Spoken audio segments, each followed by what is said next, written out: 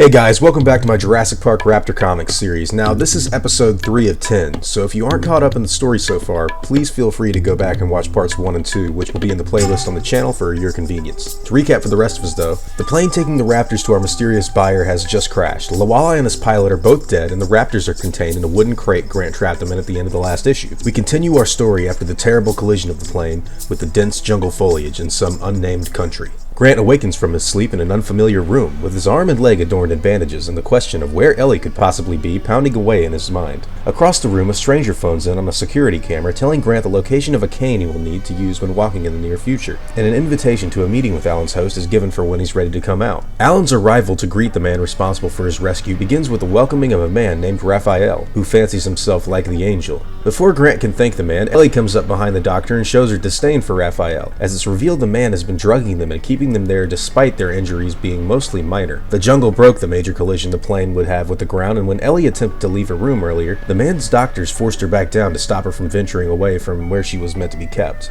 Rafael explains that while this is true, Alan and Ellie happen to be only a couple of the man's guests, and after pulling a rope beside the man, reveals the two raptors last seen in the crate behind a large sheet of glass. The raptors angrily lunge and attack the humans, yet are unable to kill their prey on the other side. Rafael explains that the scientists happened to crash in the one part of the jungle Lawala was headed for, and reveals himself to be the buyer of these incredible animals. He knows all about Dr. Grant and Dr. Sattler's employment by John Hammond for the recontainment of the animals at Jurassic Park, and wants the doctors to help him control these animals for his own personal use. An enclosure has been created to house the two healthier raptors for their training, and a steel cage is used to help the raptor Ellie put a tourniquet on, safe from further harm. Grant and Ellie detest to the ignorance of thinking these animals can be tamed as guard dogs, yet Rafael reminds them that there really are no decisions for the doctors to make, because if he can't use the scientists to help accomplish this task, he really has no further use for them.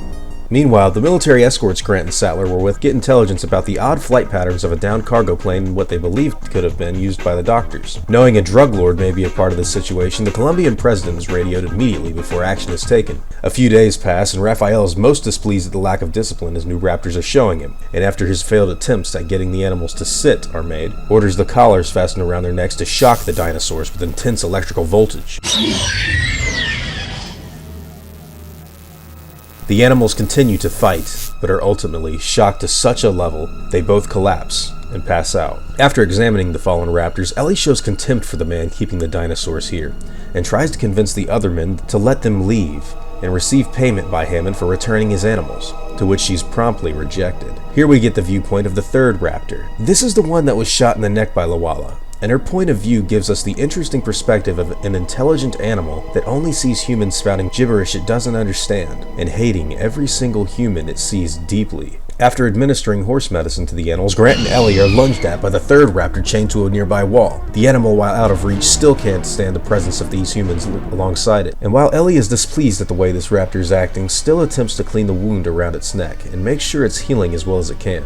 Strangely, this raptor allows her to do this. Time goes by, and Rafael proudly shows his enjoyment at seeing his raptors attack scarecrows on command, and revels in his power to make the creatures stop on a dime. He thanks the doctors for their service, and gets information on soldiers approaching from the east. It would have taken them weeks to come here looking for the raptors.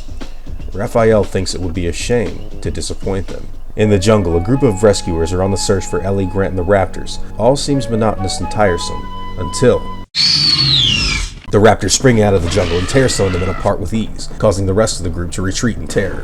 One by one, the team is killed, and before a man is able to complete his radio into headquarters, the dinosaurs rip into him as well. A jeep full of soldiers comes upon one of the raptors and attempts to run the dinosaur down and kill it under the tires of the heavy vehicle, but the raptor has other plans. The last of the soldiers run down the final path available, coming face to face with one of the velociraptors. Turning the other direction, they're met with the other pack member.